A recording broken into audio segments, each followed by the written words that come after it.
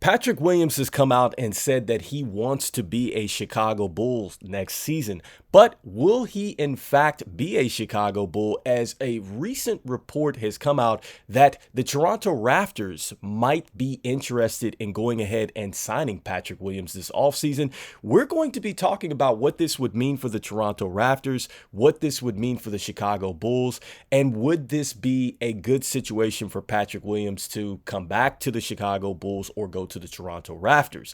This is Rico Greenhowe, and this is another episode of Bulls Digest. And before we jump into it, wanted to let you know that 76.6% of you guys that watch the videos are not subscribed to the channel. So make sure you hit that subscribe button so you can stay up to date with your latest news and happenings around your Chicago Bulls. And let's go ahead and jump into the first topic of the day, and really the only one here, which is Patrick Williams to the Raptors. All right, so a recent Bleacher Report has come out that the Toronto Raptors could be a big player in the Patrick Williams market here.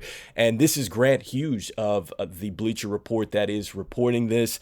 And I will say, guys, that based off what the Toronto Raptors are looking to build over there with R.J. Barrett, Manuel Quickley, and Scotty Barnes, it does make a lot of sense, guys. And so let's go into briefly what this article said, and then we're going to look at what's going on with the Bulls and his current situation there, and really go ahead and try to make some sense of this. So look, the first thing here is that the Toronto Raptors obviously are looking for a rangy combo forward here. They have dubbed the pointless experiment is dubbed as Project 6ix9ine. That's hilarious to me. But look, they're looking for somebody like a Scotty Barnes and a Jalen McDaniels, who are the only such players under contract here. Obviously, they have a lot of cap space, and they're looking for a person that could play the 3 or 4 in these flexible lineups. Certainly Patrick Williams is a guy that fits the mold here. Next up, what they're saying here in the article is that a low usage offensive player who hasn't shown any knack for self-sufficient shot creation, Williams has quietly pumped his career hit rate on threes up to 41%. If he can add a little volume, focus on being a catch and shoot threat, and defend across multiple positions, he'd be a stellar fit alongside the Raptors' early 20s pieces here. And so, all right, so I think right off the top, guys, you see that this does fit the Raptors timeline. I think he's 22 years old. I think that's what you're looking at with Patrick Williams. And he's 4 seasons in. All right. So certainly, definitely, he does fit their youth movement. Size-wise, he does fit it as well. I think they list him at 6'9". And yeah, he would be able to be kind of, maybe a one-off to Scotty Barnes or whatever the case may be. I think he fits into their starting lineup if that's what they want to do with him. Absolutely. But it fits with the Raptors, and it's kind of one of those questions where I think any team that is going to take a chance with Patrick Williams, you're really banking on the fact that more minutes for him and an injury-free season is going to equate to some big numbers here. And so I think that the Raptors are looking to probably offer him right around 40 or 4 years for about $60 million or something like that. Maybe they're looking to maybe even do more with that.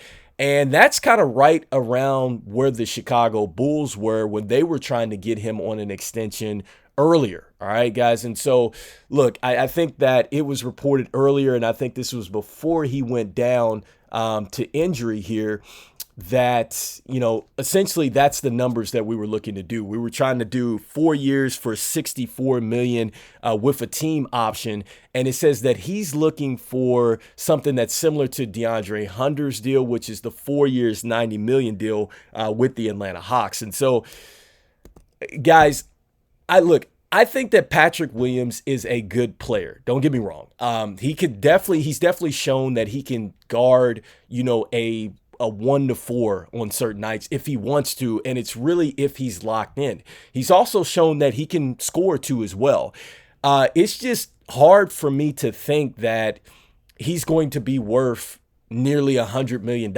Like, I'm not sure about that. It was one podcast I was listening to, I think it was Locked on the Bulls, And, I think that one of the hosts there was talking about that, he's shown flashes, and he absolutely has shown flashes of being a great player, guys. But, I have to agree with the fact that, look, if you show flashes as a coach and you don't put it together, you're probably going to be fired. If you show flashes as a player, you're probably going to be traded or waived. And that's where we are with Patrick Williams. He has shown flashes, but are we willing to pay close to, $100 million for a guy that's shown flashes? Do we believe that we are going to get a Kobe White type of season this next season up? Like, do you guys think he's going to take off? Now, I'm assuming that, let's say the Chicago Bulls don't go ahead and they're not bringing back DeMar DeRozan. They let him walk in free agency,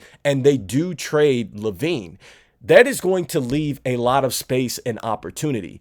It's just that in the small sample size that I have seen with Patrick Williams, I'm not sure that he's going to take advantage of that. And that means even with us playing him in his natural position. Like, I will give you that sometimes he did have to play out of position. I understand that.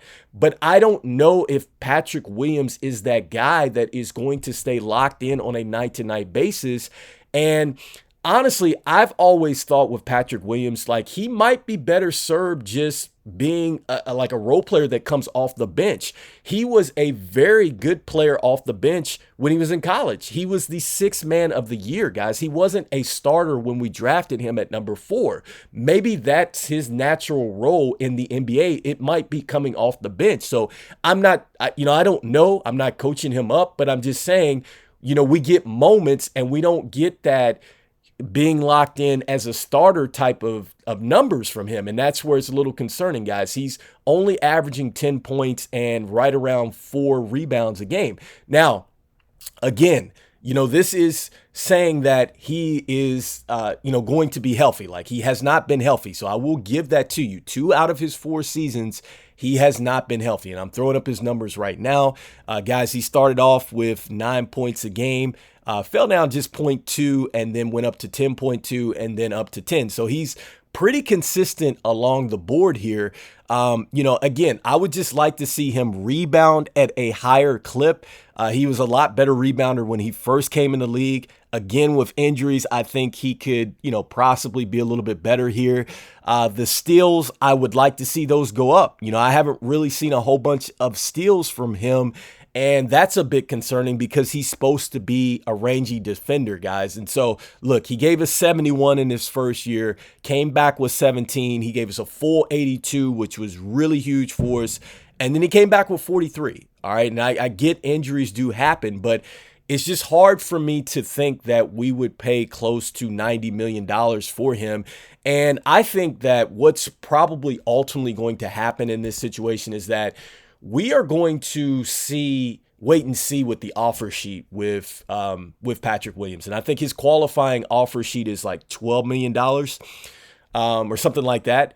And so I'm curious to see what that's going to look like. And I'm kind of thinking that if it does go into an offer sheet situation, it could get a little awkward because this could turn into like a DeAndre Ayton situation. Remember that situation where he was wanting to get money from Phoenix and basically Phoenix waited until the Pacers gave him an offer sheet and then they were like, okay, now we're going to give you the money. It's like that's kind of a weird situation. It's like, okay, we only want you because somebody else is going to go ahead and get you. And that's a tough situation to be in. And it's like, I just wonder, like, are the Bulls really invested, man, in him going further with us with the franchise? So let me know what you guys think in the comments, guys. Do you think that we should keep a guy like Patrick Williams who has basically shown flashes and not really shown us a whole bunch of consistency? Do you believe that now if we move on from DeMar DeRozan and Lavine, he's going to have a whole bunch of time and space and be at his natural position and he's going to eat and he's just going to turn into hopefully an all-star, a most improved player or something? Do you guys think that he's going to turn into something with us? Do you guys think that we should go ahead and let a team like the Raptors swoop in, or the Pistons, I've heard that have been linked to him as well, go ahead and swoop in and get him, right? Let me know in the comments what you guys think. As usual, guys, this is Bulls Digest. This is Rico. I'll see you guys on the next one, and I'll see you. Go Bulls. Peace, peace, peace.